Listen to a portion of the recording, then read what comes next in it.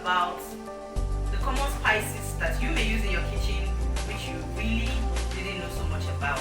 So let's just call today Know Your Indigenous Spices. That's what we're going to call today. Know Your Indigenous Spices. We want to just learn about some of our spices. Yes. Before we go into that, I'd like to say thank you to those of you who have taken out time to subscribe to my channel, who always watch my videos, who always leave a comment. Thank you so much. For those of you who are yet to do so, please remember to do well. So click on the subscribe button, turn on your notifications so you don't miss out on our tips and our yummy recipes. Now, the first spice I'm going to be talking about today is called ehu or ehuru. Igbo people call it ehu or ehuru. Its English name is Calabash nutmeg. Yoruba people call it, I think, ariwo or something. Yeah, this is ehuru. This is how it looks like. It comes in this hard shell. You have to actually break it open and then get it out of the shell. This is what it looks like when it has been gotten out of the shell. This is what it looks like when it is out of the shell. When you get it out of the shell, you have to like roast it like granite for a bit before you blend it into powder form. It is a very good antioxidant. It's very nutritious. So ehuru or ehu or ariwo or Jamaican nutmeg or Calabash nutmeg, like I said before, after it is roasted and blended, it is used to improve the flavor of the food. It has a very unique and distinct taste. Its flavor is very strong, so we shouldn't add too much so that it will not, douse the flavor of other ingredients you are putting in your soup. Now, this ingredient here, you see, this spice here is rich in iron, potassium, folic acid. It's a very good antioxidant as well. We use this to make Banga soup, we use it to make nsala, we use it to make pepper soup, and most other soups. I even like it in abacha, I like it in Nkwobi as well. So that is a good. So our second spice we're going to be talking about today is uziza seed. Uziza seed, like with the Igbos, we all know we have uziza leaf. Now this is the seed, uziza seed. This is also called, Ghanaians call it Ashanti pepper. Its English name is West African pepper. Yoruba people call it yere.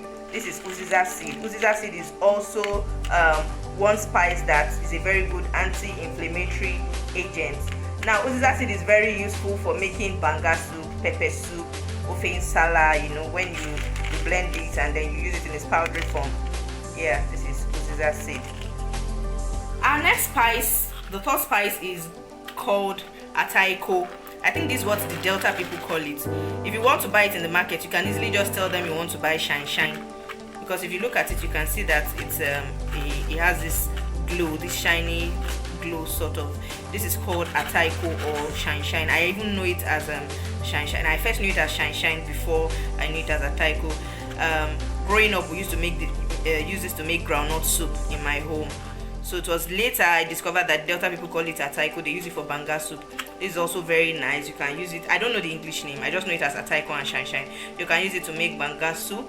We also use it to make pepper soup. We use it to make groundnut soup. This is very important in pepper soup for in my hometown, for women who have just given birth. When we want to make their pepper soup, we do not skip this at all. So this is Taiko or shine. Here we have Uda. This is called Uda. The English name is Negro pepper. I don't know what other natives call it, but I just know this as Uda. Now, this Uda has a slightly bitter taste, so if you're to make use of this, be sure to use it in moderation, because it has a slightly bitter taste. If you use too much of it, you can end up having a bitter soup. We make use of this to make our black soup in Edo State, where I'm from. When we want to use this, we pound it just as it is. You put it in water and you pound it. My mom used to grind it with grinding stone. That's how I know how to use it, with grinding stone. Soak it in water and then grind it with grinding stone as it is in whole. So this is Uda. It's also a very good spice, used for pepper soup, used for Banga soup, used for my groundnut soup, used for black soup. Yeah, this is Uda. Our fifth spice that I'm going to be talking about today is cloves. Here we have it, cloves. Hausa people call it kanafuru or kanafuru. I don't know if I pronounced that right, but this is cloves. And cloves is I like cloves because of the flavor, the aroma, the scent. The scent is so nice.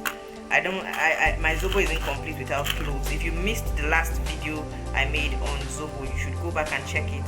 I made use of cloves. Cloves is useful for making zobo, for making kunu, millet kunu, and some other beverages. Now this is not a spice in itself. This is potash, account or count or whatever you know it as, potash, count.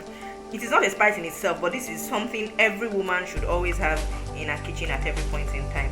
This is a very good tenderizer and emulsifier. If you're want to cook that cow leg that takes hours to cook and would waste your gas, you just cut a piece of this and use it to boil your cow leg.